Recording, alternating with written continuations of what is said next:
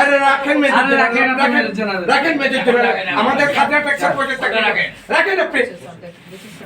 আরে দেখবে কি জন্য আপনি ঘুষ নেন তখন ওই মেজর ধরে নিয়ে করে না প্লিজ আপনি প্লিজ এই জনগণের সঙ্গে যখন ব্যবহার এই শুনেন আজান মামা আজান জনগণের সঙ্গে যখন কাজ করবেন একবারে বুকের পুরো পাতলে দেবো। সাংবাদিকরা সবাই এসছে, সব গেট থেকে ব্যারিকেড ভেঙে স্যার সবাই ঢুকে দিয়েছে স্যার, আবার ভেঙে গেছে স্যার। এই আপা কতদিন ধরে আছে? সাইড দাও, যাদের আসা তাদেরকে জায়গা দাও, তোমরাই তো সব ভেঙে দিয়েছো। এই টেলিফোন করছে কাকে? এই প্লিজ টেলিফোন করছে কাকে? আপনি কাইন্ডলি বসেন, মেজর জেনারেল স্যার। আরে রাখেন মেজর রাখেন মেজর আমাদের খাতা ট্যাক্সের পয়সা টাকা রাখেন আপনি। আরে দেখবে কি জন্য আপনি ঘুষ নেন তখন ওই মেজর ধরে নিয়ে করে না প্লিজ আপনি প্লিজ আপনি প্রমাণ দিবেন, রাখেন আপনি প্রমাণ দিয়ে কথা বলবেন। আপনি কেন ওনাকে টেলিফোন করলেন? কথা কম বলেন। আপনি কেন আমাকে শাসাচ্ছেন? আসেন এদিকে আসেন। আশ্চর্য ব্যাপার। হ্যাঁ আপনি কেন ওনাকে টেলিফোন করলেন? বোঝার চেষ্টা করেন। না না আপনি জানেন না আপনার বিরুদ্ধে ইতিপূর্বে আমি রয়্যাল অর্ডারে কথা বলেছি। আচ্ছা আপনি কাইন্ডলি রাগান্বিত হবেন না। আপনি কেন ওনাকে টেলিফোন করলেন? গেট ভেঙে চলে আপনি ওনাকে কেন ফোন করলেন? হ্যাঁ সাংবাদিক ভাই বোনরা এসেছে, আপনারা জানেন ইতিপূর্বে আমরা রাজশাহীর যে সমস্ত অফিস আদালতগুলি অনিয়ম দুর্নীতি হচ্ছে সেই সমস্ত জায়গায় যাচ্ছি। এই পেপারটা দেখি আমরা রেলে গেছি, রেলের জিএম সাহেব আপনার চেয়েও মানে আপনার ব্যাপারে আমরা খোঁজ খবর নিয়েছি ভালোবাসি। সে আলখাল্লায় এত বড় দাঁড়িয়ে এসে কিন্তু তার যে চিত্র মানে আপনি কোনো টেলিফোন করবেন না, তার যে চিত্র অনিয়ম ব্যবস্থা অনিয়ম ঘুষ দুর্নীতি ব্যারিকেড ভেঙেও আসছিলেন। আমাদের নাগরিকদের অধিকার আমরা যে কোনো অফিস আদালতে যেতে পারি এবং আমাদের তথ্য অধিকার আইনে আপনার কাছে আমার জিজ্ঞাসা করার অধিকার আছে।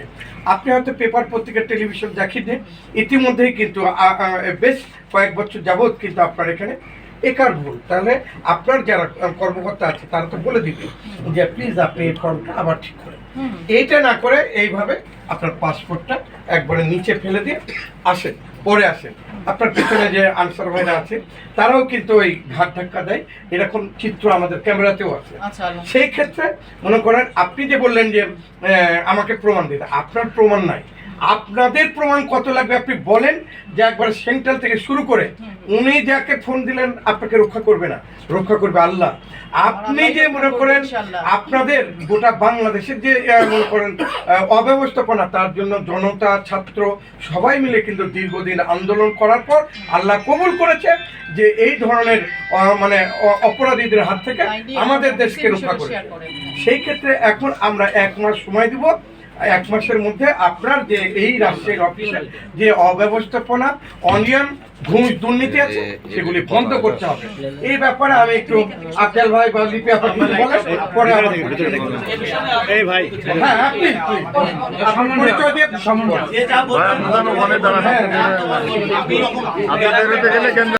আমাদেরকে হয়রান করা হয়, কিন্তু আমরা যখন কিছু টাকা 2000 বা 3000 টাকা দিয়ে দিলে কোনো হয়রানি নাই, সরাসরি এইটাই তো বন্ধ করে দেবো। আপনার দীর্ঘ আপনার এই 15 বছরের হাজার হাজার কোটি টাকা আপনার পাচার হয়ে গেছে।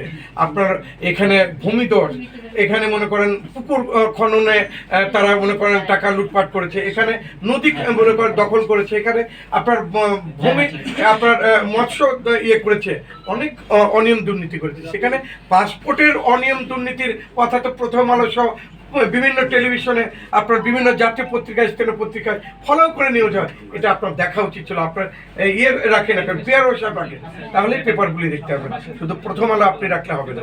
আপনার অবশ্যই একটা বিভাগীয় অফিস পেপার কাটিং আপনার দরকার। আর একটা ব্যাপার যে আমরা নাগরিকরা আপনার রাষ্ট্রকে সম্মান দেখে 1 মাস সময় দিয়েছি, এই 1 মাস পর আমরা একটা স্মারকলিপি নিয়ে আসবো এবং এই অনিয়ম দুর্নীতি বন্ধ না হলে বাংলাদেশের যত বড় যেই হোক না কেন আমরা রাজশাহীর মানে রাজপথের আদালতে তাদের বিচার করব। সেই ক্ষেত্রে আপনি আমরা যে এসছি এটা টেম্পটেড হওয়ারই কারণ আছে, হাজি সাহেবরা বসে আছে রৌদ্র, এখানে কত মানুষ হয়রানি হচ্ছে। আপনার এখানে আনসার থেকে শুরু করে প্রত্যেকটা আপনি আমরা জানি না আপনার বিরুদ্ধে কোনো অভিযোগ নেই, সেই ক্ষেত্রে মনে করেন প্রত্যেকটা কর্মকর্তা কর্মচারীকে আপনি নিয়ে বসেন, আগামীকালই বসে তাদের সঙ্গে অফিস আওয়ারের বাইরে ইয়ে করেন, সেখানে আপনি তাদের সঙ্গে চা চক্র করে অবশ্যই পাবলিক সার্ভিস যেটা সেটা কিন্তু আমাদের দাবি দিতে হবে। এবং আমার বিশ্বাস যে এই যে আমরা 1 মাস আলটিমেটাম দিয়েছি, এই ব্যাপারে আপনি কিছু বলবেন।